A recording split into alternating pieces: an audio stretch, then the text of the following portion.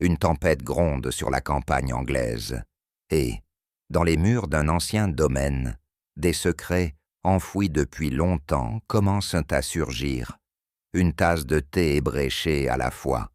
D'où dans le monde, écoutez-vous, aujourd'hui? Quelle heure est-il là où tu es? Faites-le-moi savoir dans les commentaires. Installez-vous, gardez les yeux vifs et les pensées plus vives. Commençons l'histoire. C'est par une matinée d'octobre inhabituellement humide, lourdement marquée par la mélancolique promesse d'une tempête, qu'Hercule Poirot était assis à sa table de petit déjeuner, scrutant une lettre avec la plus grande gravité. L'écriture était nettement féminine, mais précipitée et inégale, comme si elle avait été composée dans une grande agitation. La signature, Dama Hélène Marchemont, en était un, qu'il reconnut à la fois avec affection et méfiance. Autrefois femme au port royal et à l'esprit mordant, elle avait disparu de la société ces dernières années, se retirant dans le silence gris d'Elmhurst Grange, le domaine maussade de sa famille dans le Wiltshire. « Mon cher monsieur Poirot », commençait la lettre, bien que nos chemins se soient croisés, pour la dernière fois, depuis de nombreuses années. Je vous écris maintenant par profonde nécessité. Il y a des événements à Elmhurst. Je ne peux pas vous en expliquer davantage par écrit, mais je crois que quelque chose de terrible prend racine sous notre toit. Je vous en supplie, venez immédiatement, bien à vous, Helena. Poirot plia la lettre avec la plus douce délibération, la plaçant à côté de son toast intact. Ses yeux, toujours aussi perçants, reflétaient non seulement une lueur de curiosité, mais aussi une lueur de prémonition. Il se leva de sa chaise, boutonna sa veste immaculée et se tourna vers son fidèle compagnon. « Hastings, dit-il calmement, nous devons faire un voyage qui commence par une lettre des plus étranges et se termine, je suppose, par quelque chose de bien plus grave. » La pluie n'avait pas cessé. Il a balayé la campagne du Wiltshire en nappe, balayée par le vent, transformant les ruelles étroites en ruisseaux gonflés. L'automobile, bien que robuste, luttait contre la boue et la brume. Poirot, toujours pointilleux, tamponna un mouchoir en dentelle contre la vitre embuée, tandis qu'Hastings conduisait dans un silence maussade. Elmhurst Grange émergea bientôt de l'obscurité. Une vaste maison sombre, située sur un immeuble bas, avec sa façade couverte de lierre et ses fenêtres aveugles qui surveillaient comme les yeux d'une sentinelle oubliée. Le domaine dégageait cette décrépitude tranquille particulière aux maisons autrefois fières, laissées pourrir entre les mains d'une lignée en voie de disparition. Alors qu'ils approchaient du perron, une silhouette se tenait immobile sous un portique couvert. Lady Helena elle-même, svelte et sculpturale, malgré l'avancée des années. Son visage, partiellement masqué par un voile, ne trahissait pas grand-chose, hormis le moindre resserrement autour de la bouche. Aucun mot ne fut échangé lorsque Poirot sortit sous son parapluie. Leurs regards se croisèrent, et dans ce seul regard, Poirot le sentit. Un vieux monde accroché à ses secrets, et une femme qui craignait que ses secrets n'aient recommencé à bouger. Le salon dans lequel Poirot et Hastings furent introduits arborait l'élégante austérité d'un lieu destiné plus à la lignée qu'au confort. Les murs lambrissés de chêne, bordés de portraits d'ancêtres, regardèrent avec une supériorité détachée leurs descendants vivants.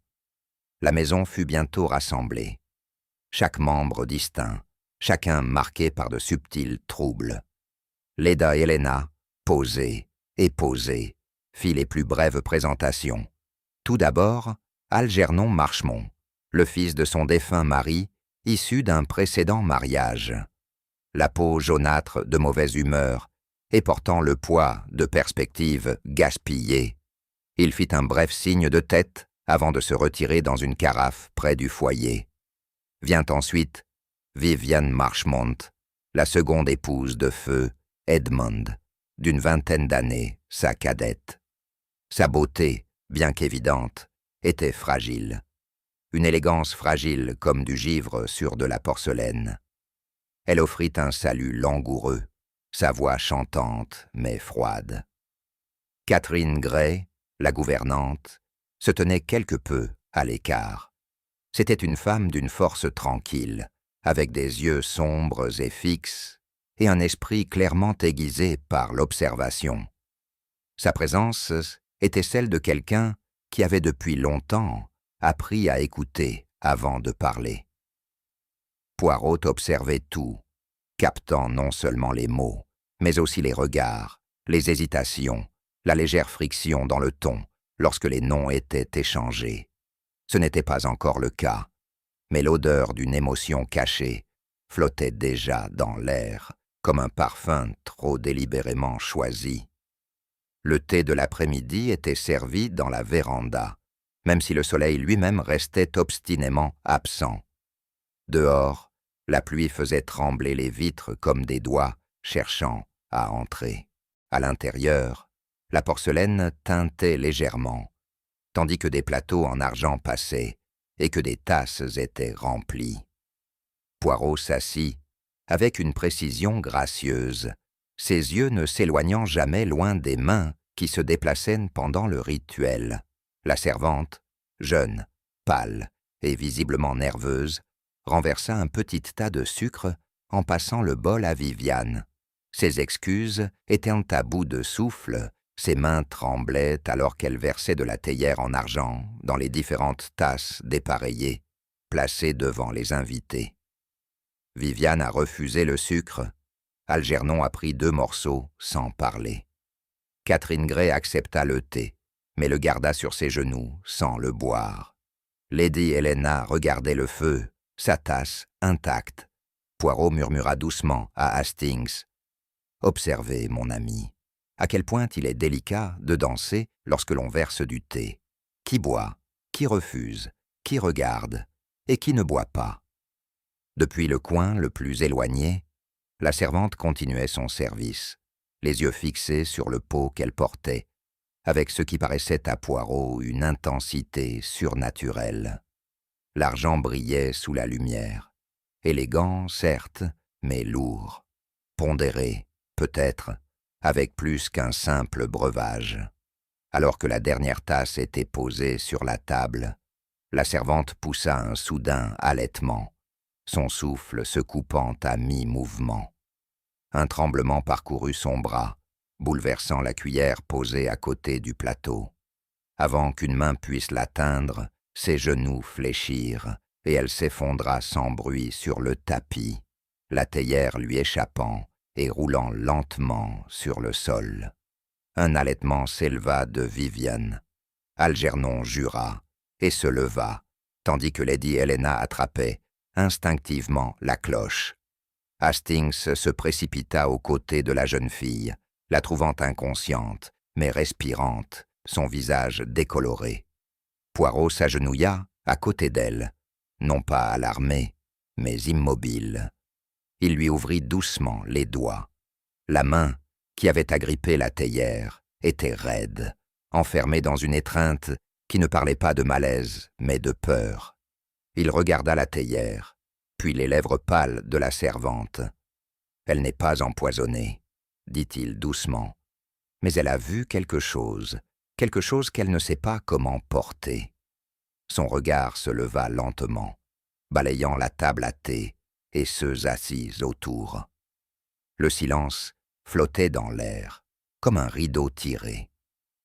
La tempête dehors frappait plus fort contre la vitre, comme pour leur rappeler que la véritable tempête ne faisait que commencer. Le matin se levait lentement sur Elmhurst Grange, mais il n'apportait aucune lumière.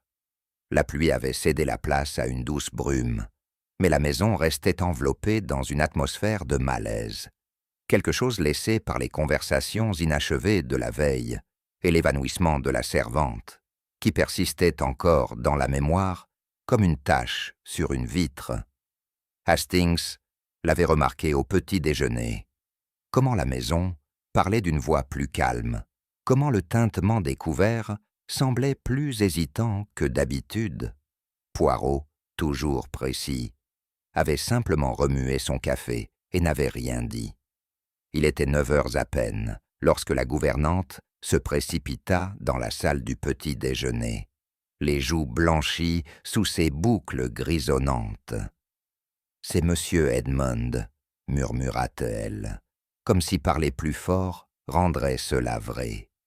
Il ne se réveille pas, dans la bibliothèque. » En quelques minutes, la maisonnée s'était rassemblée sur le seuil de la bibliothèque. Lady Helena serrant ses perles, Vivian pâle et rigide, Algernon maussade et impatient. Poirot entra sans hâte. Edmond Marchmont était assis droit dans son fauteuil, comme s'il somnolait simplement, une tasse de thé posée sur la petite table à côté de lui, le liquide intérieur étant froid depuis longtemps. Mais la raideur des membres, l'immobilité anormale des traits, n'étaient pas des signes de sommeil. Poirot ne regarda pas l'homme, mais la pièce. Et puis, avec un léger soupir, il se tourna vers les autres. « Je regrette, mes amis, que M. Marchmont ne nous rejoigne plus. » Le docteur Lambert arrive dans l'heure, convoqué avec urgence et impatience par Lady Helena. Le médecin, corpulent, au nez rouge et légèrement parfumé, au tabac à pipe, était visiblement déstabilisé, mais cherchait à rétablir le calme par l'autorité. Il examina brièvement le corps d'Edmond, marmonnant tout en fouillant avec son stéthoscope. « Arrêt cardiaque », déclara-t-il enfin, en s'essuyant le front et en regardant autour de lui, comme pour affirmer ses propres mots. C'était un homme d'années et d'indulgence, soudain, mais pas inconnu. Lady Helena murmura quelque chose à propos du stress et des tensions récentes. Viviane hocha la tête, les yeux lointains. Algernon se tourna vers la carafe, comme si cette déclaration le libérait d'une obligation supplémentaire. Mais Poirot restait, au fond de la pièce, étudiant non pas le corps, mais la petite table à côté. Il se pencha légèrement, examinant la tasse de thé avec son anneau de liquide décoloré et la tache pâle où les doigts avaient autrefois saisi la porcelaine. Ses yeux se plissèrent, puis se tournèrent vers la grille du feu, puis la carafe, puis l'étagère. « Un diagnostic trop rapide, » murmura Poirot, plus pour lui-même que pour les autres, et une conclusion tirée sans examen de ce qui a été versé. Et par qui? Lorsque les autres se furent dispersés sous le doux commandement de Lady Helena, Poirot resta dans la bibliothèque, demandant un moment seul avec le défunt. Hastings se tenait à la porte, en silence, son visage marqué par le mélange familier de curiosité et de terreur qui accompagne un meurtre mal déguisé en malheur. Poirot s'agenouilla devant la table. Il examina la tasse une fois de plus, son bord délicat étant ébréché d'une manière trop subtile pour être remarqué d'un seul coup d'œil. Il le souleva lentement, le tenant non comme on tient un objet utilitaire, mais comme une relique contenant une confession. Il l'approche de son nez. L'odeur était faible, plus faible qu'un murmure, mais indubitable, amande. Pas l'arôme sucré des noisettes des confiseries, mais le fantôme de quelque chose de bien plus sinistre, le cyanure. D'un simple mouvement, Poirot fouilla dans son manteau intérieur et en sortit un mouchoir. Enveloppant soigneusement la tasse, il la plaça dans un étui en cuir qu'il avait apporté avec lui. Il y aurait une analyse plus tard. Pour l'instant, ce qui comptait, c'était ceci. Le thé avait été falsifié. Ce n'était pas une insuffisance cardiaque, c'était du design. Et le designer, Poirot le savait, n'était pas plus loin que les murs d'Elmhurst Grange. L'enquête de Poirot n'a pas commencé par des déclarations, ni par des accusations. Cela a commencé, comme toujours, par le silence, un silence observateur et vigilant. Il se déplaçait dans la maison, comme une brise qui faisait bouger les rideaux sans en perturber la forme. Il commença par le bureau, où le journal du matin restait fermé sur le bureau. Il remarqua l'absence de lunettes de lecture d'Edmonds et la légère odeur de fumée de pipe qui persistait dans une pièce où Edmond ne fumait plus. Les doigts de Poirot touchèrent le bord d'un coupe-papier, pointu, récemment utilisé, avant de passer à une pile de documents juridiques nichés dans un folio en cuir.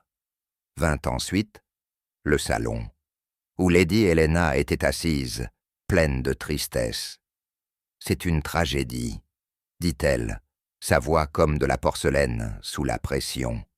Edmond avait ses défauts, mais il était toujours du sang.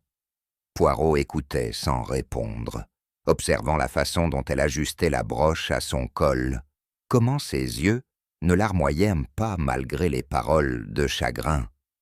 Viviane était la suivante, seule dans la salle de musique, les mains croisées sur les genoux, sa posture trop parfaite. « C'était un homme difficile, » dit-elle doucement, « poussif, méfiant, mais je n'aurais jamais imaginé. » Sa phrase se dissout en vapeur. Poirot hocha la tête, la remercia et poursuivit son chemin. Catherine Grey, la gouvernante, le reçut avec sang-froid. « Vous croyez qu'il a été assassiné ?» dit-elle aussitôt, les yeux au même niveau que les siens.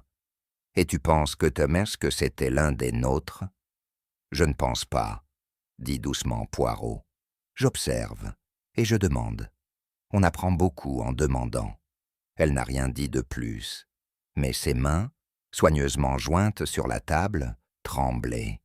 Ce soir-là, Hastings rejoignit Poirot dans les quartiers des invités, où un feu avait été allumé mais n'apportait aucune chaleur. La maison restait sobre, les domestiques marchant à pas feutrés, les occupants évitant les espaces partagés. Une atmosphère funéraire, remarqua Hastings, s'était installée, mais pas du genre honnête. C'était comme si cela avait commencé avant la mort. Poirot se tenait devant la fenêtre, les bras croisés, regardant la pelouse recouverte de brume. « Dis-moi, Hastings, » dit-il soudain, « crois-tu aux coïncidences ?»« Pas particulièrement, » répondit Hastings, « surtout pas lorsqu'il s'agit de tasses de thé. » Poirot eut un petit rire, puis se tourna. Le verdict du médecin, insuffisance cardiaque, était commode, mais la tasse de thé dit le contraire. Elle dégageait une odeur de cyanure, faible mais suffisante. Hastings se pencha en avant. Ensuite, c'était un meurtre. Mais oui, un meurtre, enveloppé de naturel, conçu pour passer pour du chagrin, mais exécuté avec précision. Quelqu'un dans cette maison a préparé cette coupe, quelqu'un l'a mise dans sa main. La voix de Poirot baissa. Et quelqu'un parmi nous craint que j'en ai déjà trop vu. Il fit une pause, tapotant pensivement son doigt contre ses lèvres. Ce n'est pas un crime impulsif, c'est l'acte d'un esprit intelligent, calme, calculateur. Et je vous assure, mon ami, le tueur est toujours là. Lady Helena Marchmont reçut Poirot dans le salon bleu, une pièce qui sentait légèrement la lavande et la retenue de longue date. Elle était assise rigidement, une tasse de thé en porcelaine intacte à côté d'elle, les mains jointes comme pour prier. Elle n'avait pas pleuré son beau-frère. Poirot le soupçonnait. Elle ne s'était pas permis l'indulgence des larmes depuis des décennies. « Vous souhaitez parler d'Edmond ?» commença-t-elle sans préambule, d'une voix nette, comme si elle lisait le procès-verbal d'une réunion du conseil d'administration. « Je souhaite le comprendre, madame. Et ceux qui l'entourent, » répondit Poirot, son ton aussi doux qu'une plume qui tombe. Lady Helena offrit un bref sourire froid. C'était un homme avec certaines habitudes, têtu, possessif, mais pas cruel. Avait-il peur ces derniers jours, une hésitation? Je ne dirais pas effrayé, préoccupé peut-être, et inquiet pour ses affaires. Poirot incline légèrement la tête. Et vous, Lady Helena? Êtes-vous inquiète du scandale? Elle le regarda alors, pleinement. Et pendant un instant, il vit les os d'acier sous la peau. Monsieur Poirot, cette maison, cette famille, a déjà connu la disgrâce. Mais toutes les tempêtes n'ont pas besoin d'être rendues publiques. C'était une réponse révélatrice. Et ce n'était pas celle qu'il avait demandée. Vivian Marchmont était assise dans la véranda, sa robe noire drapée élégamment autour d'elle. Mais ses doigts la trahissaient, se tordant, se pliant, flottant comme des feuilles prises dans un courant d'air. Poirot s'assit en face d'elle, croisant les jambes avec une précision féline. « Vous étiez proche de votre mari ?» demanda-t-il doucement. « Nous n'étions pas séparés, si c'est ce que vous voulez dire, » dit-elle, sa voix traînante à la fin de la phrase. Il pouvait être exigeant, il attendait beaucoup d'attention. Attention ou loyauté? Ses yeux tremblèrent à peine, et elle baissa les yeux sur ses mains.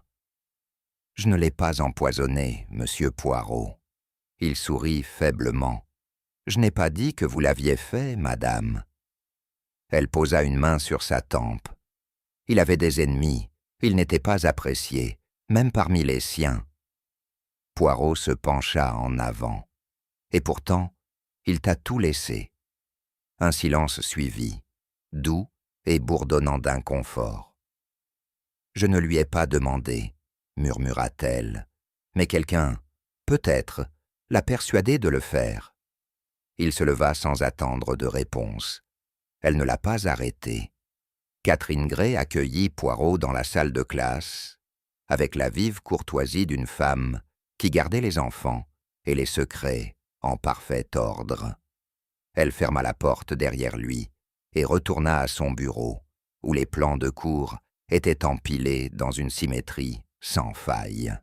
« Monsieur Poirot, » dit-elle sans lever les yeux, « vous n'êtes pas ici pour discuter des conjugaisons latines des enfants. »« Je ne le suis pas, mademoiselle, » répondit-il, « même si je soupçonne que votre mémoire est excellente à cet égard. » Ses yeux se levèrent. Ils étaient calmes, sombres et illisibles. « Vous souhaitez demander ce que j'ai vu. »« Je souhaite vous demander ce que vous savez, » corrigea doucement Poirot. « Je sais que la maison est pleine de tensions, que la mort d'Edmond, bien que tragique, a soulagé un poids oppressant de plusieurs épaules, et que je suis la personne ici la moins susceptible d'être considérée comme innocente, simplement parce que je suis payé et pas de sang. » Poirot l'étudia un instant. « Vous êtes un fin observateur. Je suis un éducateur, cela fait partie du rôle. » « Et pourtant, » murmura Poirot, « certaines leçons sont choisies plus délibérément que d'autres. » Son silence, bien que poli, était plus lourd qu'un cri. Algernon Marchmont, fils du défunt et image d'un homme perpétuellement insatisfait de son héritage, reçut Poirot dans le bureau de son père avec une expression d'ennui bien pratiquée. « Vous pensez que c'est l'un de nous qui l'a fait ?» dit-il catégoriquement, en faisant tournoyer un cognac dans un verre qui semblait bien trop grand pour l'heure. « Je pense, » répondit Poirot, « que M. Marchmont est mort dans des circonstances suspectes, et que son fils s'est disputé avec lui pas 2 nuits auparavant. » Algernon fronça les sourcils. Il m'a interrompu. Il a dit que j'étais une honte, que je n'avais aucun respect pour l'héritage familial. « Et toi ?» Il eut un rire amer. « Un héritage ? Quel héritage ? Une maison que nous pouvons à peine nous permettre de garder ouverte et un nom de famille que personne ne respecte ?» Poirot l'observa froidement. « Le ressentiment, monsieur, est un puissant poison. » Algernon vida son verre. Le désespoir aussi. C'était, pensa Poirot, la première chose vraie que le jeune homme disait. Le docteur Lambert était lourdement assis dans un fauteuil en cuir, sa corpulence tendant les boutons de son gilet, son ton défensif avant même que Poirot ait parlé. Edmond avait le cœur faible, a-t-il insisté. Je lui ai prescrit de la digitaline pour gérer ces épisodes. Il n'y a eu aucune négligence. Je n'ai pas posé de questions sur la négligence, dit doucement Poirot. Le médecin s'essuya le front. Je soigne les Marchmont depuis des années. Si quelque chose n'allait pas, je l'aurais remarqué. Poirot hocha lentement la tête. Vous avez administré la digitaline vous-même? Non, non. Le personnel gérait les dosages. Il ne serait donc pas inhabituel que la bouteille soit... Égaré, question. Une lueur passa dans les yeux du docteur. Je suppose que non. Poirot se leva. Merci, docteur. C'est toujours éclairant de parler avec ceux qui parlent si souvent d'eux-mêmes. Le médecin parut perplexe. Poirot n'a offert aucune explication. De retour dans sa chambre, Poirot disposa ses notes avec la précision d'un homme préparant un plaidoyer pour le plus haut tribunal. Des modèles avaient commencé à émerger, non seulement en matière de comportement, mais également en matière de dissimulation.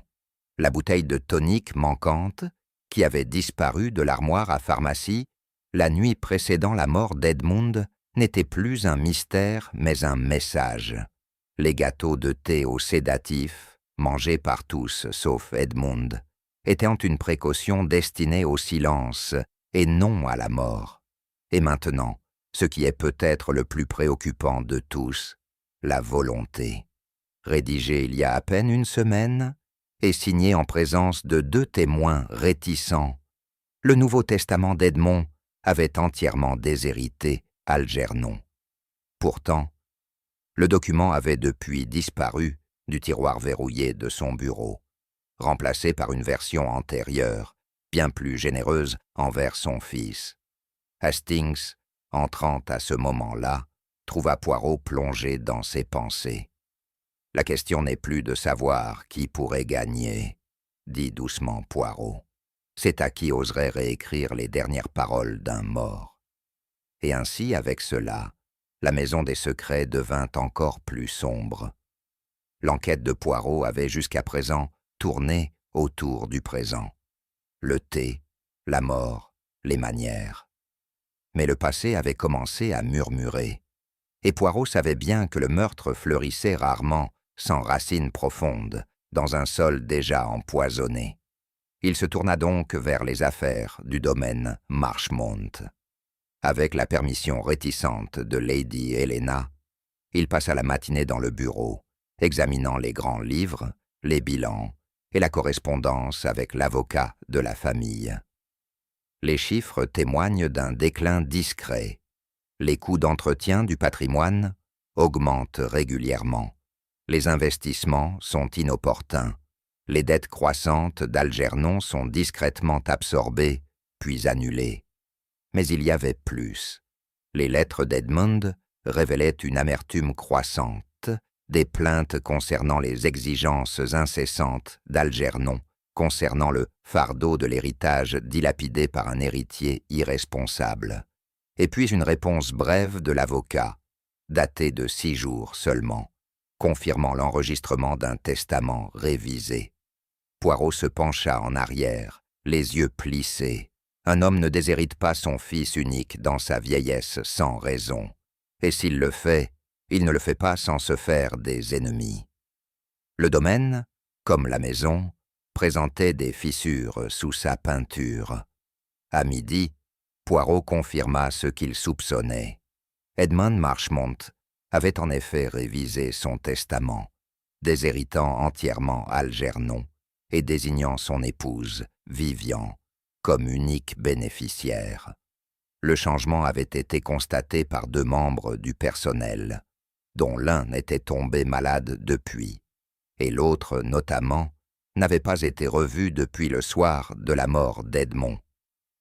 Poirot étudia la copie du Nouveau Testament en silence, Il n'y avait aucune amertume dans la formulation, seulement une formalité, un coup de théâtre, signé et cacheté. Viviane, qui avait autrefois affirmé ne jamais avoir demandé une telle faveur, avait désormais tout hérité. La maison, le terrain, le reste des biens. Algernon n'avait plus que son nom de famille et ses griefs, et pourtant, le testament avait disparu au lendemain du meurtre, remplacé discrètement par la version précédente. Un tel vol ne pouvait être attribué au hasard, ni au chagrin. Cela exigeait de la prévoyance, accéder, intention. Poirot plia le document, les sourcils froncés, non pas de surprise, mais de fatalité. Le meurtre n'était pas un acte passionnel, c'était, comme le testament, un acte de planification. Avec les nouvelles conditions d'héritage à l'esprit, Poirot revisita son catalogue mental de la maison. Viviane se tenait désormais au centre, non plus une veuve en deuil, mais une bénéficiaire nouvellement enrichie. Son détachement, autrefois subtil, s'était accentué depuis la mort d'Edmond, comme si le soulagement avait apaisé son chagrin. Algernon, déshérité et humilié, se retrouvait désormais piégé dans une maison sur laquelle il n'avait plus aucun droit. Un homme soignant à la fois les dettes et les insultes. Son humeur s'est rapidement enflammée, et ses paroles, autrefois négligentes, étaient devenues voilées, sous-entendues. Catherine Gray, qui avait exercé discrètement son rôle de gouvernante, restait impénétrable. Elle n'en voulait ni n'approuvait. Mais Poirot remarqua que ses chambres étaient en les plus proches du bureau d'Edmond. Ses oreilles n'étaient peut-être pas aussi oisives qu'on le pensait.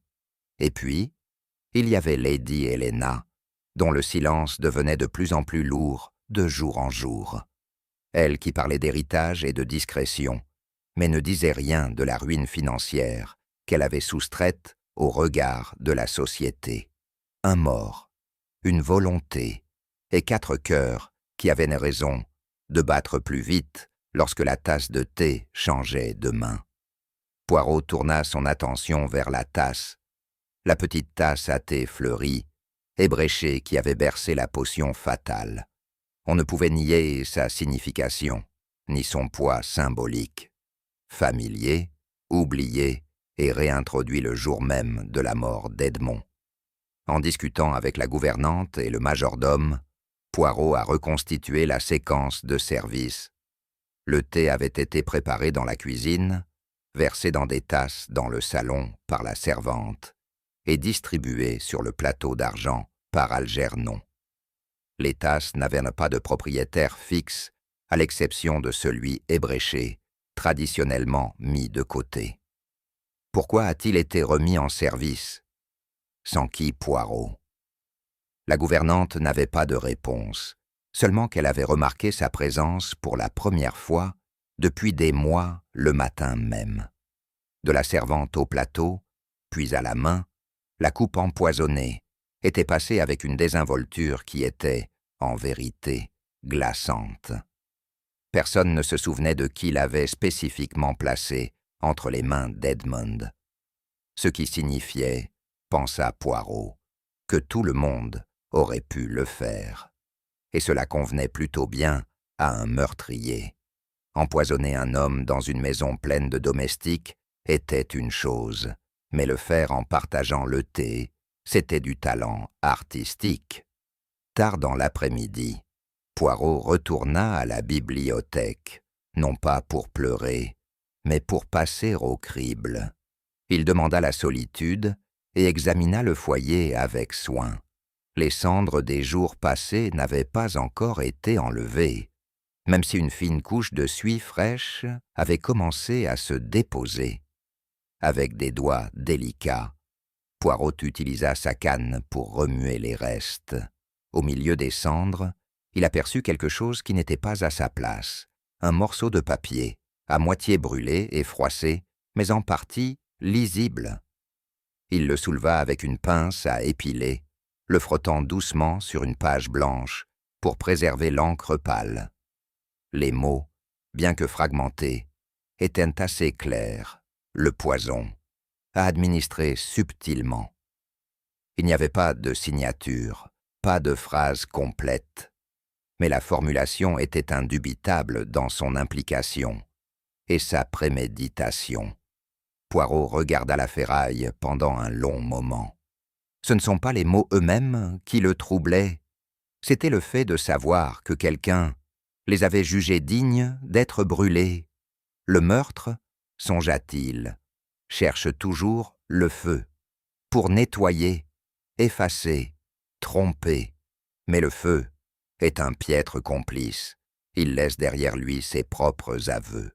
Poirot se préparait à convoquer la maison pour un interrogatoire plus approfondi, lorsque l'inspecteur Lyle arriva avec une expression sombre et un petit papier plié à la main.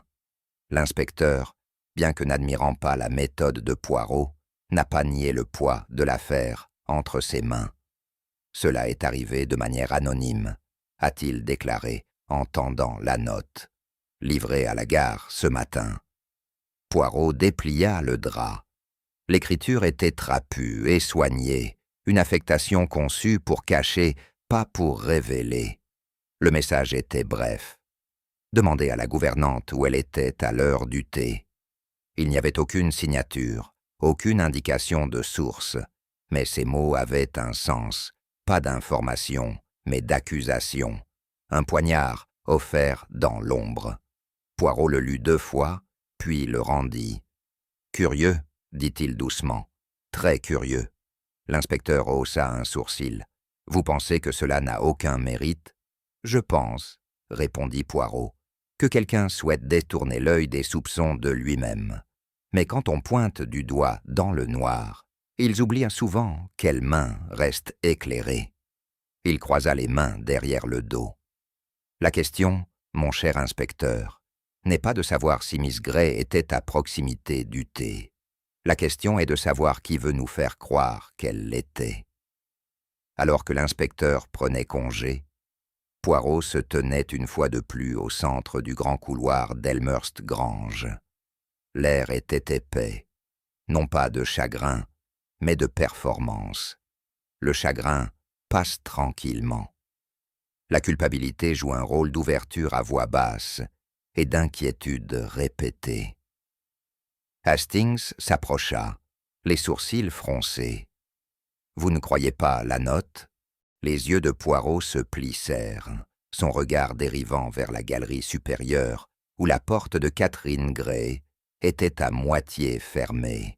« Ce n'est pas une question de croyance, Hastings, c'est une question de timing ?» Il commença à marcher lentement, chaque pas étant mesuré. La servante s'évanouit, la coupe disparaît, le testament est remplacé. Et maintenant, l'accusation anonyme arrive juste au moment où mes questions commencent à s'approfondir. Vous pensez que c'est délibéré? Je pense que c'est une stratégie. Le meurtrier regarde, attend, et maintenant, il frappe, non pas avec du poison, mais avec une mauvaise direction. Il fit une pause, posant légèrement une main sur la rampe.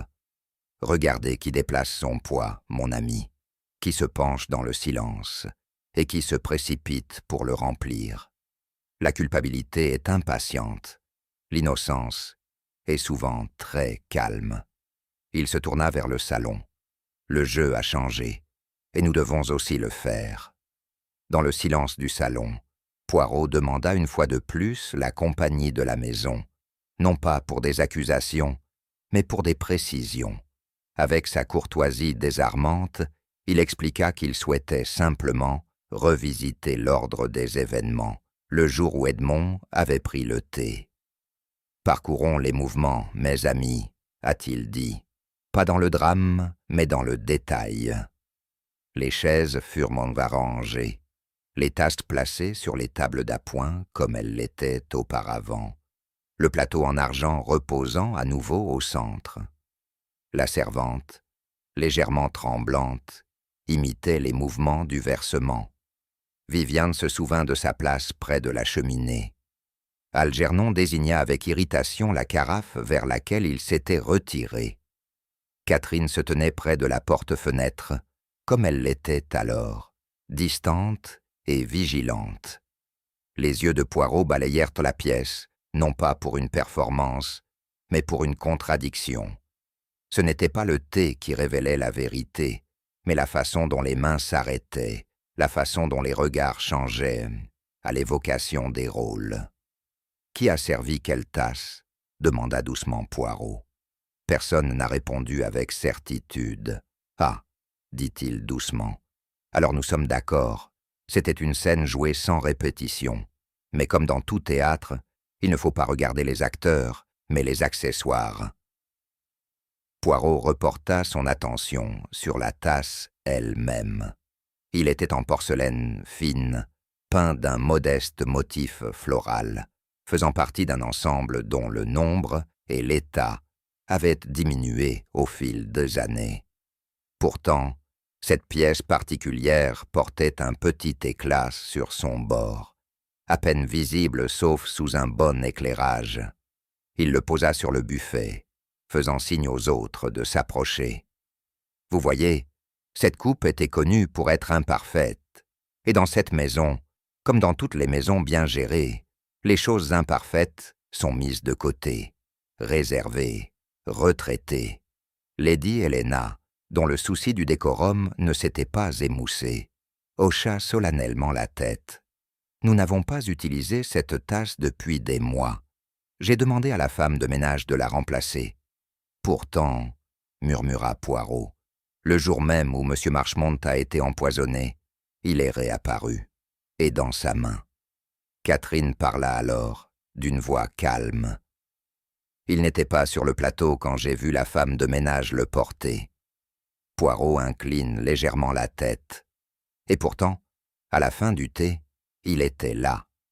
La tasse ébréchée, semblait-il, n'était pas revenue par hasard, mais à dessein. Non pas comme un vaisseau d'hospitalité, mais comme un agent choisi de la mort. Poirot s'aventura près des cuisines, où la gouvernante de Marchmont l'accueillit, avec un front plissé et un tablier propre, ses manières tendues sur la défensive. Il lui demanda, très gentiment, quand elle avait vu pour la dernière fois la coupe fleurie ébréchée. « Pas depuis des semaines, monsieur, » a-t-elle insisté. « Nous l'avions mis de côté, fissuré comme il l'était, dans le meuble du bas, sous les moules en cuivre, et pourtant, » a déclaré Poirot, « le jour du meurtre, il était utilisé. Comment a-t-il été remis en service ?» Elle a hésité. « Je ne sais pas. Nous utilisons celui qui est empilé sur le plateau. Quelqu'un a dû le remplacer. » Poirot ouvrit lui-même le placard du bas. À l'intérieur, parmi l'argent terni et la vaisselle négligée, se trouvèrent ses compagnons, poussiéreux, fissurés, intacts. Tous sauf un. Il se tourna, les yeux légèrement plissés. « Il n'y a rien de tel, madame, qu'une tasse oubliée dans un meurtre. Une seule est revenue avec un but et un timing. Que la tasse ébréchée était revenue en circulation ce matin, même ce n'était pas une coïncidence, c'était une chorégraphie. Poirot avait récupéré la coupe immédiatement, après la mort d'Edmond, l'enveloppant dans du lin et l'envoyant avec une grande discrétion à un laboratoire de confiance à Londres. Maintenant, les résultats étaient revenus. Il se tenait à côté d'Hastings, dépliant le rapport dactylographié avec un calme qui en dissimulait le poids. « Cyanure », dit-il en tapotant doucement le papier. « Présent dans les fines fractures de la porcelaine, pas récemment lavé, pas facilement détectable, mais là. » Hastings fronça les sourcils. « Alors c'était dans le thé ?» Poirot secoua légèrement la tête. « Non, pas versé dans le thé.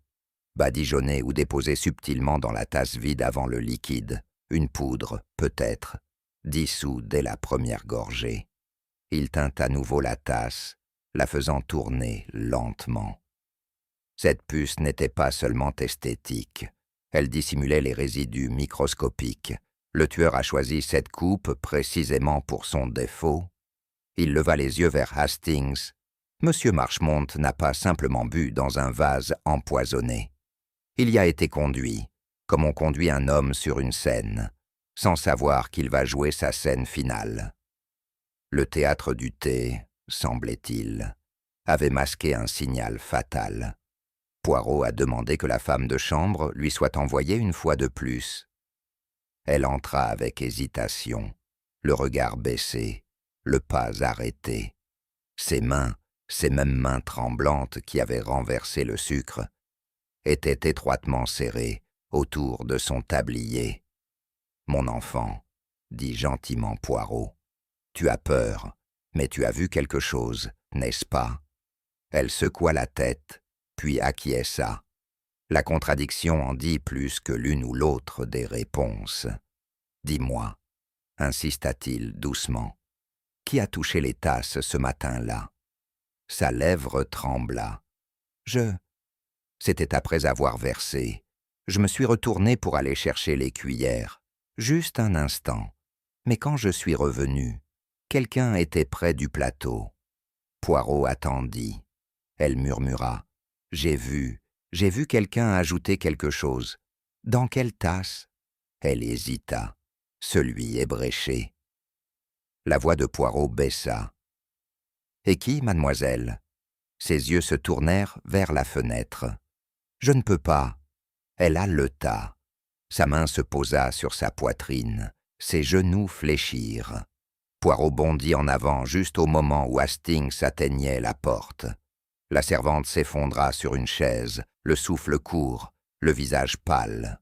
« Elle s'est encore évanouie » s'est exclamé Hastings. « Non » dit Poirot sombrement. Elle était réduite au silence, non pas par le poison, mais par la terreur.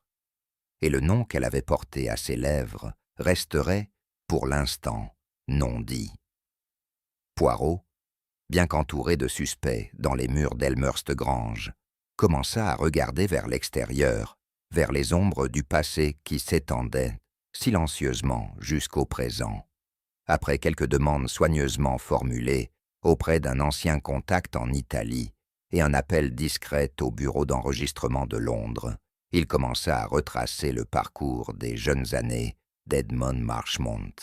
Ce qui a émergé était une vie pas entièrement anglaise dans ses enchevêtrements. Edmond avait passé beaucoup de temps sur le continent, en particulier à Florence, il y a une vingtaine d'années. Les dossiers de voyage l'ont placé là pendant plus d'1 an, avec des dépenses qui suggéraient bien plus qu'une évasion occasionnelle du travail ou des intempéries. Le ton de ses lettres de cette période, conservé dans les archives successorales et récupéré par l'avocat de la famille, était poétique, romantique, voire parfois désespéré.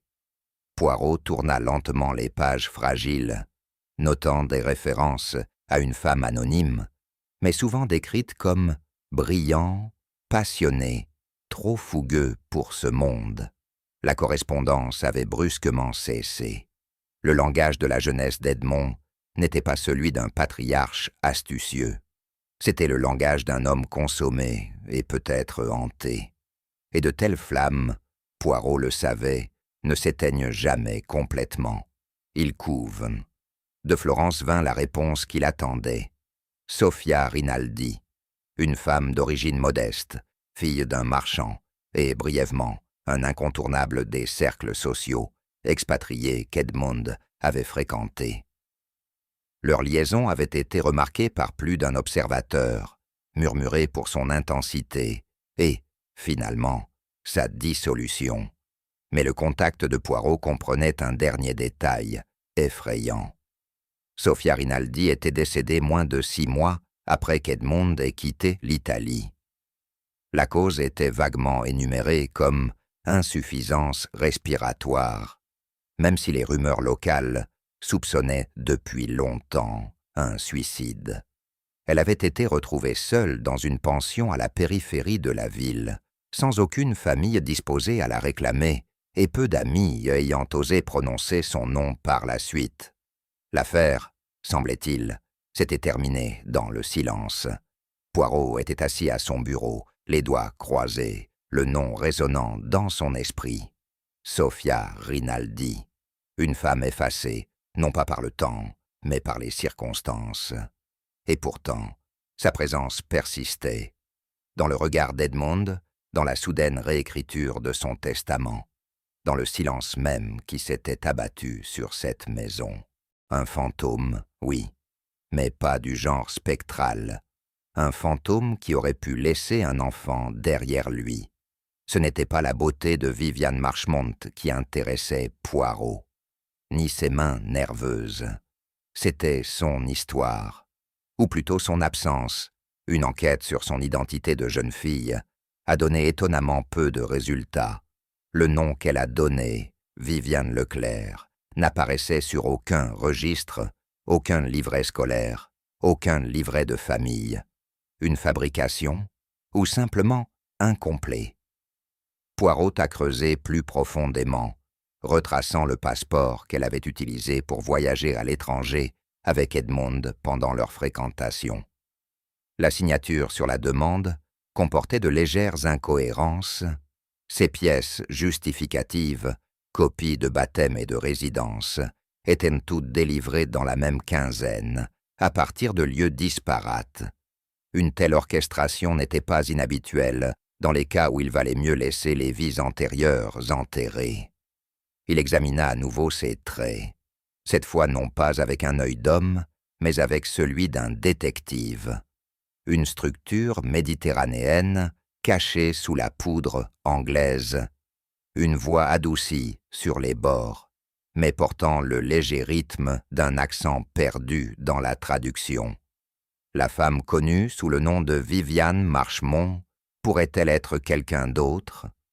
Poirot n'exprima pas ses soupçons à haute voix, mais il brillait dans l'air. Non pas l'amante d'Edmond, mais la fille de la femme qu'il avait autrefois abandonnée. Et avec cela, peut-être, une raison de meurtre plus intime que l'avidité. De retour dans le bureau d'Edmond, Poirot se déplaçait avec une patience délibérée, examinant chaque objet, non pas pour ce qu'il était, mais pour ce qu'il essayait de cacher. Une photographie sur la cheminée attira son attention. Une impression en noir et blanc dans un modeste cadre argenté, du genre affiché non pas pour le public, mais pour un souvenir privé.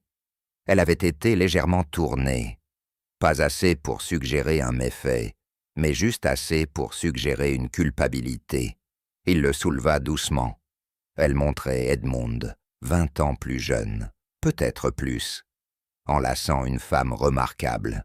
Elle n'avait aucun sourire, seulement un léger défi dans son regard. Et elle portait un nom désormais gravé dans ses notes, Sofia Rinaldi. L'intimité de la pose était indubitable. La photographie n'avait pas été prise en Angleterre. Poirot le regarda pendant un long moment. Quelqu'un l'avait déplacée, pas par sentiment, mais par peur. Pour qui l'image était-elle une menace? Pour qui Sofia n'était-elle pas un passé, mais une prophétie? Et qui, en revoyant son visage, aurait pu se souvenir non seulement d'une femme, mais aussi d'une dette impayée? Poirot retourna la photo, et, sous le support du cadre, il trouva ce qu'il soupçonnait pouvoir se trouver là. Un mot, plié une fois, fragile avec le temps. C'était bref, mais son message était clair. Ne pensez pas que le passé restera enterré.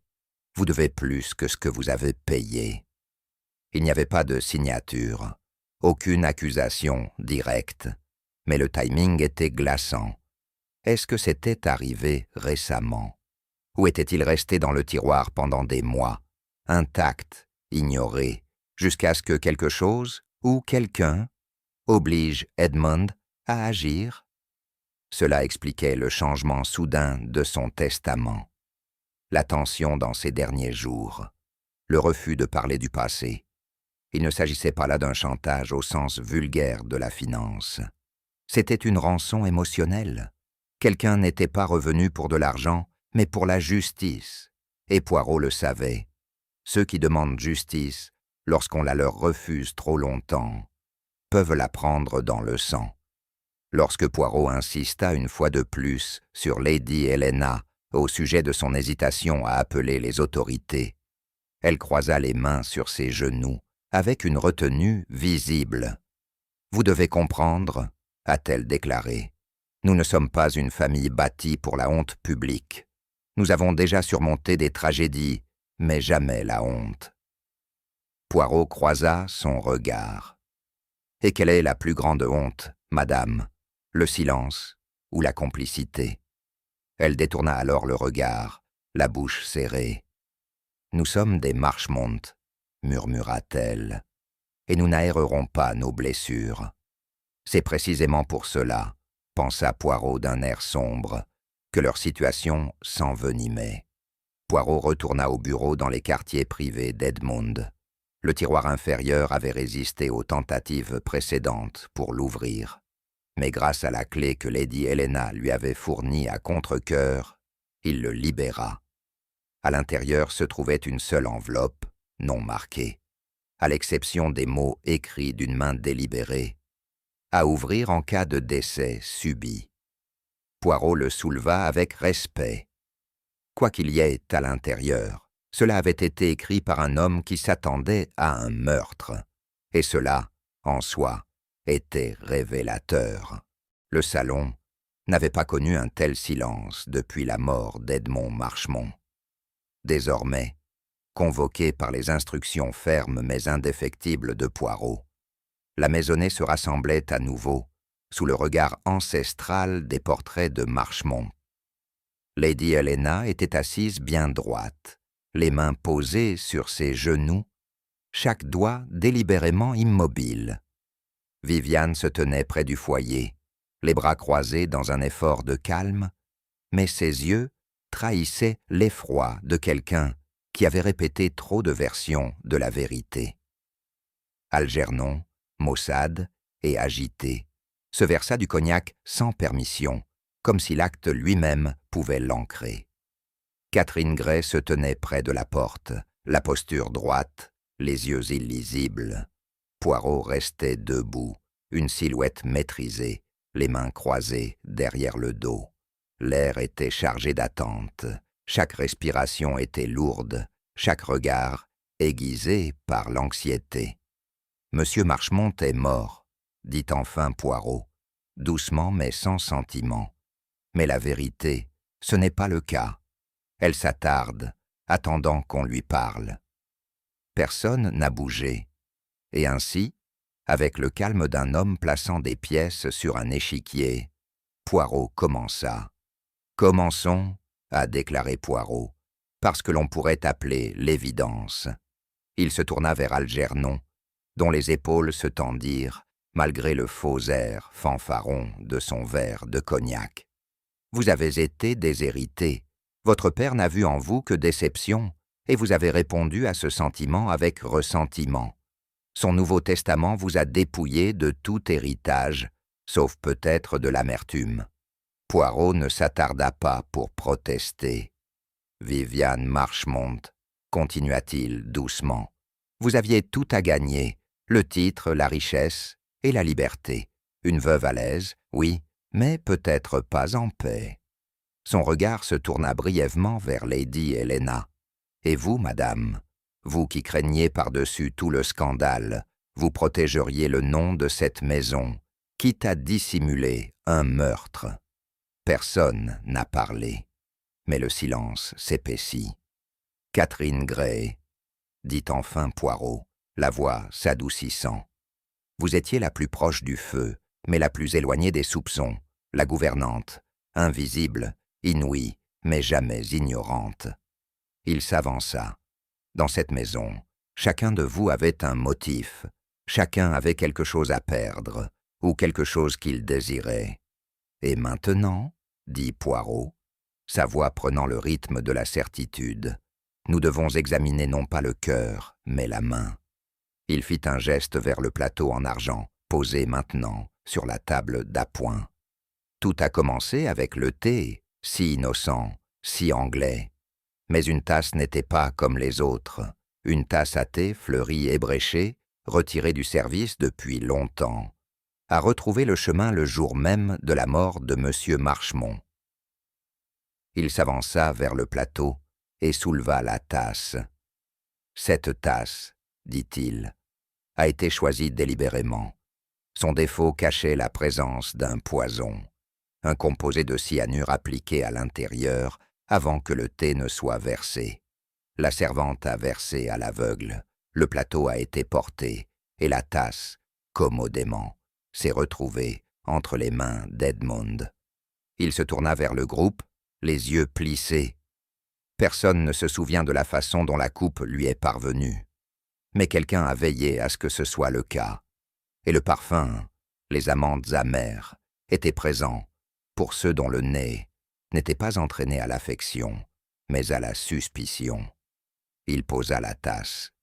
Ce n'était pas un crime impulsif, c'était une orchestration. La voix de Poirot baissa. Et quelqu'un ici l'a composé. Poirot se dirigea vers la table d'études, où il plaça une photographie récupérée dans le tiroir privé d'Edmond. Certains fantômes ne parcourent pas les couloirs, a-t-il déclaré. Ils vivent dans la mémoire, et parfois dans la vengeance. Il souleva le cadre. Voici Sophia Rinaldi, une femme autrefois aimée par Edmond Marchemont à Florence, abandonnée, oubliée, et finalement retrouvée morte. Un suicide, disent-ils. Le nom provoqua une réaction visible. Viviane bougea légèrement, ses jointures blanchissant.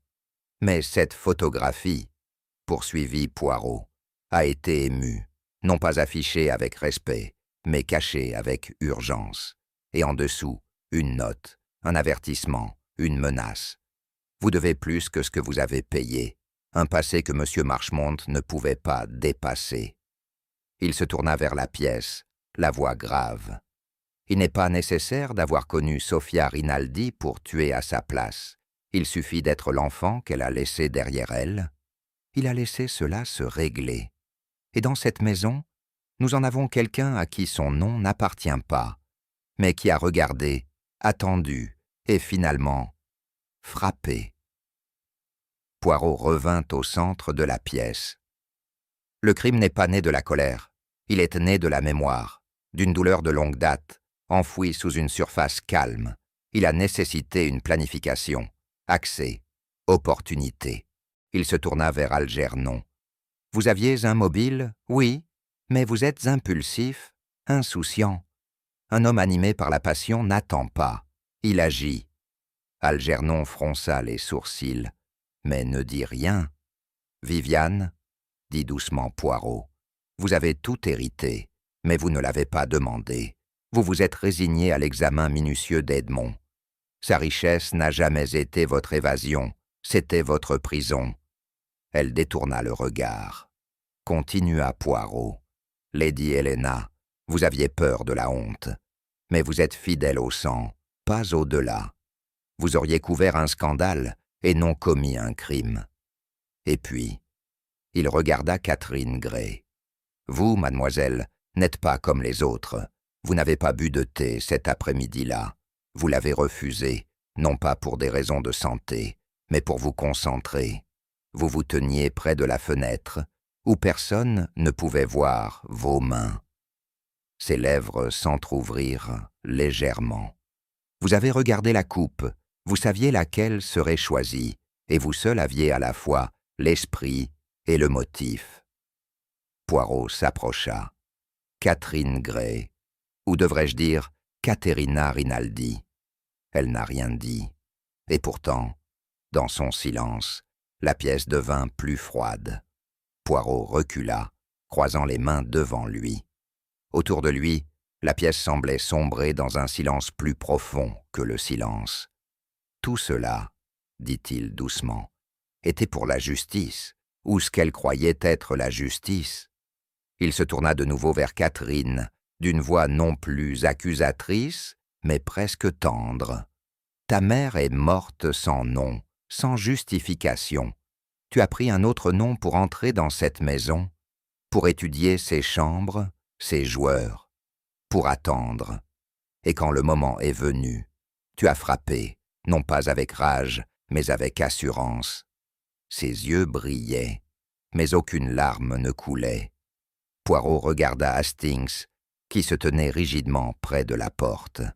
Elle n'a pas tué pour l'argent. Elle n'a pas tué pour la liberté. Elle a tué pour une promesse faite à une femme dont personne ne s'occupait de la tombe. Un souffle passa, et puis la voix de Poirot, basse et absolue. Il y en a un parmi nous dont l'intelligence n'était surpassée que par son désespoir. Il laissa les mots s'attarder, et dans cette pause, longue, lourde, finale, chaque vérité s'est finalement tournée vers son nom.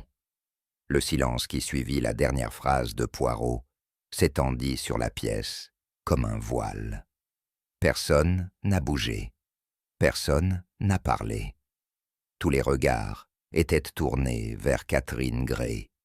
Mais ce n'était plus Catherine Grey qui se tenait devant eux. Reprit Poirot, son ton n'étant plus interrogatif mais déclaratif, comme celui de quelqu'un qui prononce une vérité trop longtemps cachée. La femme que vous connaissez sous le nom de Miss Grey n'est pas de cette maison, ni d'aucune lignée anglaise respectable. Son raffinement, son allure, oui, tout cela est réel, mais ils ne sont pas nés de droit de naissance. Ils sont l'armure de quelqu'un qui a longtemps voyagé à travers le chagrin et s'est forgé à nouveau. Les lèvres de Catherine s'entr'ouvrirent légèrement, mais elle ne dit rien. Ses mains étaient étroitement jointes, exsangues. Poirot inspira, et dans cette inspiration, la pièce sembla se contracter. Elle n'est pas étrangère à Edmund Marchmont, même s'il ne l'a pas reconnue, peut-être délibérément. Elle est l'héritage de la lâcheté d'un homme et du désespoir d'une femme, l'enfant d'un amour abandonné, la fille de Sophia Rinaldi. Catherine ferma enfin les yeux. Le masque avait glissé, et en dessous se trouvait non pas la gouvernante, mais le témoin orphelin d'un passé bouclé. La voix de Poirot s'adoucit, même si la gravité de ses paroles resta intacte. Sophia Rinaldi est morte sans être aimée, sans réclamer. Le monde l'a oubliée, mais personne ne l'a fait. Sa fille, née à Florence, à l'ombre du scandale, a été élevée non pas avec amertume, mais avec un objectif brûlant. Comprendre pourquoi le nom de sa mère avait disparu de toutes les lèvres. Il se tourna vers Lady Helena. Et quel meilleur endroit pour commencer que la maison de l'homme responsable? À Catherine, il ajouta gentiment. Vous avez pris le nom de Grey, une identité soigneusement construite. Vous avez étudié, vous avez attendu. Vous êtes venu à Elmhurst Grange, non pas en quête d'emploi, mais en tant que porteur de souvenirs. Catherine ouvrit les yeux maintenant. Il n'y avait aucun défi en eux, seulement le reflet d'un chagrin longtemps porté. Poirot hocha lentement la tête. Vous n'avez pas attaqué sauvagement, vous avez regardé, vous avez écouté, vous avez appris qui était devenu Edmund Marchmont, vous avez trouvé les fissures dans sa confiance, la pourriture sous sa courtoisie, et puis, quand tout était aligné, vous avez agi. Viviane fit un pas en arrière, la bouche légèrement ouverte. Algernon le regarda, abasourdi. Seule Helena détourna le regard. Le passé, longtemps enfoui, était revenu. Pas en colère. Un calcul. Il y a quelque chose, a déclaré Poirot, plus terrifiant que la vengeance dans la colère. C'est une vengeance menée en silence, sous couvert de service. Il regarda Catherine, son expression solennelle. Vous avez enduré l'indignité d'un faux nom et d'un faux objectif. Vous avez supporté le poids de la proximité avec le traître de votre mère, jour après jour. Vous n'avez pas attendu des semaines ou des mois, mais des années. Elle cligna des yeux une fois, comme pour empêcher la mémoire de déborder, continua Poirot. Vous n'avez rien planifié à la hâte. Vous avez appris les habitudes de la maison. le tempérament de ses habitants. Vous avez anticipé comment les reproches pourraient se déplacer, comment les témoins pourraient faiblir. Il fit un pas de plus. Vous saviez qu'Edmond Marchmont avait modifié son testament. Vous craigniez qu'il puisse encore annuler cet acte de pénitence. Vous avez donc décidé que le passé devait prononcer sa sentence avant que cela n'arrive. Un léger tremblement parcourut ses épaules. Vous avez empoisonné la coupe, dit Poirot sans dureté. Vous l'avez placée là où il voulait l'atteindre. Vous avez regardé, et quand ce fut fait, vous m'avez attendu. Sa voix, douce mais ferme, brisa le silence. Je savais que tu viendrais. Poirot se tourna vers la petite table à côté de lui, où il avait placé l'enveloppe récupérée dans le tiroir verrouillé d'Edmond.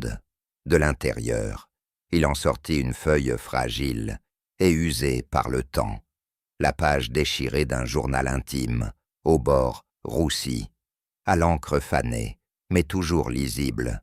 Il l'a tenue avec précaution. « Ceci, dit-il, a été trouvé il n'y a pas longtemps parmi les affaires de Catherine, une relique d'une vie éteinte depuis longtemps. La main est sans aucun doute celle de Sofia Rinaldi. » Il lut à haute voix. « J'ai attendu au café. Il n'est pas venu. Il a choisi son avenir. Et moi, je me retrouve avec notre enfant et sans nom. Je ne pense pas que je tiendrai longtemps. Mais si elle survit, faites-lui savoir qu'il n'était pas cruel, seulement faible. Et si jamais elle le revoit, qu'elle porte la justice entre ses mains, pas la haine. » Poirot baissa la page. Elle n'a pas parlé de poison, mais elle a parlé de justice, et c'est ce mot qui a conduit Catherine à Elmhurst Grange. Le silence qui suivit n'était pas celui d'un jugement, mais d'une compréhension. Le motif n'était pas né en un instant, mais dans le chagrin d'une mère. Le sang-froid de Catherine, longtemps tenu par la rigueur de la discipline, a finalement cédé. Ses genoux faiblissaient, et elle agrippait le bord du manteau, comme pour se soutenir contre le poids du souvenir. « Je n'ai jamais voulu le tuer, » dit-elle, sa voix à peine au-dessus d'un murmure. « Je voulais seulement qu'il le reconnaisse, qu'il prononce son nom, me regarder, et voir non pas un serviteur, mais ce qu'il avait laissé derrière lui. » Poirot ne dit rien. Elle leva les yeux brillants. Mais il ne l'a pas fait. Il m'a regardé et a vu quelqu'un en dessous de lui, comme il l'avait vu, et j'ai réalisé qu'il ne le dirait jamais. Sa voix se brisa. Alors j'ai préparé le thé, j'ai choisi la tasse, celle qu'il aimait le moins, celle que personne d'autre ne toucherait. Je l'ai laissée là où il pouvait l'atteindre, et je l'ai regardé boire. Elle se couvrit le visage des deux mains. Je ne le détestais pas. Je ne pouvais tout simplement pas laisser ça continuer. Poirot s'avança, retirant doucement ses mains. « La haine, mademoiselle, peut s'estomper, mais le chagrin, il trouve un chemin plus long. » Ses larmes coulèrent, alors silencieusement, non pas de peur, mais de la libération de quelque chose qui avait vécu trop longtemps dans l'ombre. Il n'y avait aucune victoire dans la manière de Poirot, aucun triomphe dans le dévoilement de ce qui avait été soigneusement caché. Seulement la résignation tranquille de la vérité et le chagrin de ce que la vérité coûte si souvent. L'inspecteur arriva peu après, convoqué discrètement par Hastings. Catherine n'a pas résisté. Lorsqu'on lui a demandé, elle s'est levée, s'est laissée lier les poignets et n'a proposé aucun plaidoyer. En dépassant Poirot, elle fit une pause. « Pensez-vous qu'elle m'aurait pardonné ?» demanda-t-elle doucement. Poirot croisa son regard. « Je crois qu'elle aurait souhaité une vie meilleure pour toi. » Catherine hocha la tête, une fois. Ce n'était pas une absolution, mais une acceptation. Hastings la regarda partir, un étrange poids s'installant sur lui. « Pensez-vous qu'elle le regrette ?» il a demandé. Poirot secoua la tête. « Non, mais elle le pleure, Ce qui est pire. La maison restait immobile. Viviane regarda la cheminée. Lady Helena tenait un mouchoir, même si ses yeux déteintes secs. Algernon baissa les yeux sur ses chaussures. La maison ne cachait plus ses fantômes. Il apprenait maintenant à vivre avec eux, plus tard, alors que les lampes vacillaient et que la tempête faisait enfin irruption dans le silence d'une nuit calme. Hastings et Poirot étaient assis tranquillement dans les chambres d'amis, chacun perdu dans ses pensées. Après un long silence, Hastings se retourna. « Vous le saviez depuis le début, n'est-ce pas ?» Poirot ne leva pas les yeux. « À partir du moment où j'ai vu la coupe ébréchée, une chose s'est retirée à cause de son défaut, mais est revenue le jour de sa mort. Seul quelqu'un avec patience, avec accès et avec détermination aurait fait une telle chose. » Il se tapota légèrement la tempe. Et puis, le nom, Rinaldi. Il résonnait dans tout, la photographie, le testament, le silence dans le bureau. Hastings se pencha en avant. « Mais comment peux-tu en être sûr ?» Poirot sourit faiblement. « Parce que la vengeance, mon ami, n'a pas le visage de la rage. Elle a le visage de la discipline, le calme, les manières d'une gouvernante, le chagrin d'un enfant. » Il se leva et lissa ses poignets. « Nous recherchons l'écrit, mais le véritable motif. » Il murmure. Il se tourna vers la porte. Les petites cellules grises, Hastings. Elles entendent ce que le monde oublie. Et sur ce, il quitta la pièce, ne laissant derrière lui que l'écho de la vérité. Les couloirs d'Elmhurst Grange résonnaient différemment désormais. Là où auparavant ils fredonnaient de suspicion et murmuraient de l'effroi, ils portèrent désormais un silence encore plus obsédant, non pas celui du secret, mais celui des conséquences. Avec Catherine, renvoyée par les autorités, la maison était dispersée, comme soudainement détachée des routines et des faux-semblants qui structuraient auparavant leur journée. Le petit déjeuner était une affaire superficielle. Les voix baissaient lorsque des pas passèrent. Le salon restait inaccessible, la porte du bureau doucement fermée. Lady Helena s'était retirée dans son salon privé, ne demandant aucun appel. Viviane a été vue une fois, marchant seule, sur le terrain, avec une cape trop serrée au niveau de la gorge. Algernon, pour la première fois, s'attarda dans la bibliothèque sans se servir un verre. Il n'y avait ni cris, ni pleurs. La confession avait été trop profonde, trop intime pour une telle théâtralité. Chacun, à sa manière, avait absorbé la vérité et s'était retrouvé réorganisé par elle. Poirot parcourut lentement le couloir supérieur, observant non pas les gens, mais les espaces qu'ils occupaient. L'air avait changé, pas purifié. La tache est restée mais ne s'est plus cachée.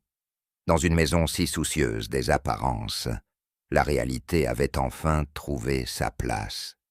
C'était le matin de leur départ, lorsque Lady Helena convoqua Poirot dans son salon. Elle se tenait à la fenêtre, le dos droit, le regard perdu quelque part au-delà des haies. Lorsqu'elle se retourna, son visage affichait le sang-froid d'une femme née pour le conserver, mais ses yeux étaient voilés. « Monsieur Poirot, » dit-elle d'un ton froid mais plus distant, « vous avez ma gratitude, pas pour le dévoilement, mais pour la manière de le dévoiler. » Poirot incline la tête. « La vérité, madame, est rarement agréable, mais elle est préférable à la maladie des demi-vérités. » Elle hocha lentement la tête. « J'avais pensé que préserver la dignité signifiait le silence. Cette discrétion pouvait nous protéger de la décadence. Je vois maintenant que cela ne fait qu'aggraver la pourriture. » Poirot s'avança. « Vous aviez peur d'un scandale, et maintenant vous avez enduré une tragédie. Y a-t-il une différence ?» Elle a demandé. Poirot réfléchit à cela. « Oui, madame, l'un est public, l'autre profondément privé. Elle lui tendit la main. Il faisait froid, élégant et très calme. « Merci, dit-elle, pour nous avoir donné une mort pleine de sens plutôt qu'un mensonge. » Poirot ne dit rien. Il n'y avait enfin plus de mensonge à répondre. Viviane Marchmont a quitté Elmhurst Grange juste après midi. Aucun adieu n'a été fait, aucune annonce n'a été faite. Une seule valise était portée jusqu'à la voiture en attente par la gouvernante, et le reste de ses affaires, compris Poirot, avait été emballé quelques jours auparavant. Elle ne s'arrêta qu'une seule fois, au pied de l'escalier, et jeta un bref coup d'œil à la porte de la bibliothèque.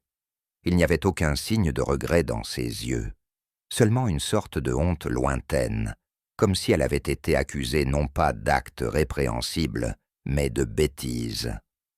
Poirot l'observait depuis le palier supérieur, sans rien dire. Viviane n'avait pas empoisonné son mari, mais elle avait vécu à ses côtés, sachant qu'il ne lui faisait pas confiance, et lui avait tout laissé avec la générosité impersonnelle d'un homme qui cède une dette. Cet héritage, maintenant annulé par les circonstances légales, ne la laissa pas plus riche qu'à son arrivée, mais plus pauvre en esprit, peut-être. Elle entra dans l'automobile. Le moteur bougeait, et quelques minutes plus tard, les portes d'Elmhurst Grange se refermèrent derrière elle pour la dernière fois. C'était la fin de l'après-midi quand Hastings trouva Algernon Marchmont dans la bibliothèque, assis pour une fois sans un verre à la main. Un grand livre était ouvert sur le bureau, à moitié rempli de chiffres dont aucun, Poirot le remarquera plus tard, n'était falsifié. Algernon ne se leva pas lorsque Hastings entra, mais fit un geste vers la chaise d'en face. Sa voix, bien que toujours bourrue, avait un timbre plus calme. « Croyez-vous que les gens changent, capitaine Hastings ?» Hastings haussa les épaules sans engagement. « Je les ai vus essayer. » Algernon eut un petit rire sec. « Un début, je suppose. » Il se pencha en arrière et tapota son stylo contre le bois. « J'ai toujours pensé que mon père était le problème, que ses attentes étaient des chaînes. Maintenant, je me demande si les chaînes étaient de ma propre fabrication. » Hastings n'a proposé aucune platitude, il a simplement écouté.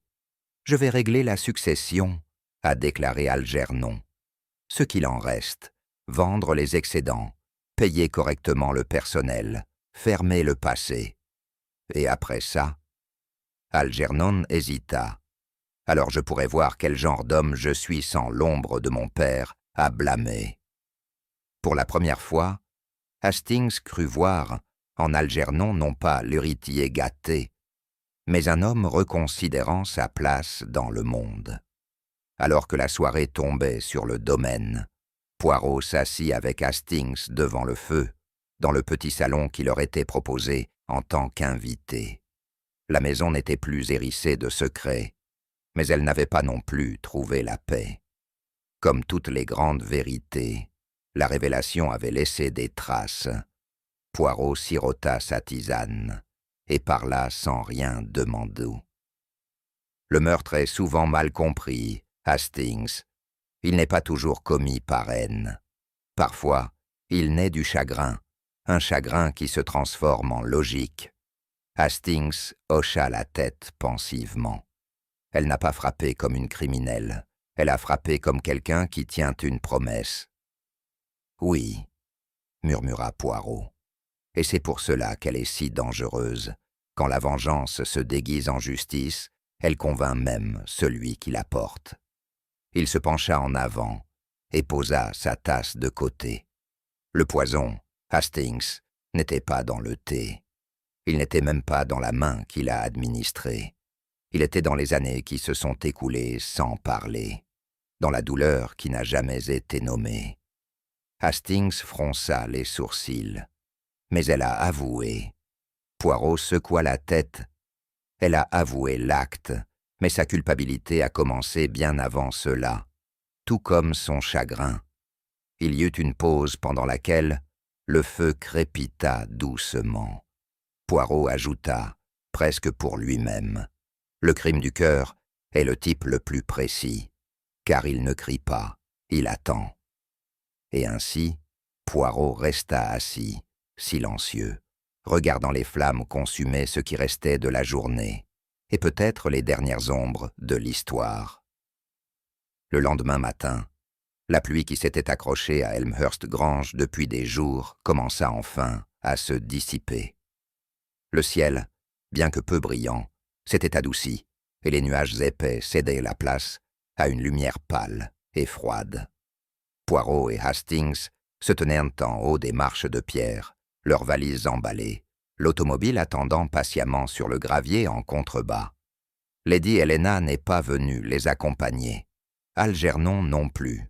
Les adieux, avait dit Poirot, avaient déjà été prononcés, en regards, en silence, en petits aveux non dits. Alors qu'ils atteignaient la porte, Hastings se retourna vers la maison. « C'est étrange, dit-il, à quelle vitesse tout cela semble passer. » Poirot ajusta ses gants et fit un petit signe de tête. « Parce que, mon ami, ce n'est jamais la maison qui détenait l'histoire, ce sont les gens. Et maintenant, ils l'ont publié. » Ils montèrent dans l'automobile, et, alors que les roues s'éloignaient d'Elmhurst Grange, un vent doux souleva les dernières brumes des haies. Et avec cela, peut-être, quelque chose d'autre s'est également levé. Le poids final d'un conte n'est plus caché. Et ainsi, la tempête est passée, mais pas avant d'avoir révélé ce que le cœur avait caché pendant des années. En fin de compte, ce n'est pas la haine qui a empoisonné le thé, mais le chagrin tacite et la justice retardée. Les petites cellules grises de Poirot traversent une fois de plus les couches de silence, prouvant qu'aucun déguisement, aussi raffiné soit-il, ne peut résister au poids de la vérité. Alors que nous laissions Elmhurst Grange derrière nous, Hastings jeta un coup d'œil en arrière et dit « Je dois dire, Poirot, la prochaine fois que j'aurai envie de thé, je demanderai qui l'a versé en premier. Pensez-vous que Catherine aurait agi de la même manière si Edmond l'avait reconnu avant que le thé ne soit servi? Faites-nous part de vos réflexions dans les commentaires. Si vous avez apprécié ce mystère d'Hercule Poirot, n'oubliez pas de aimer, partager et abonnez-vous. Votre soutien nous aide à donner vie chaque jour à des romans policiers plus classiques.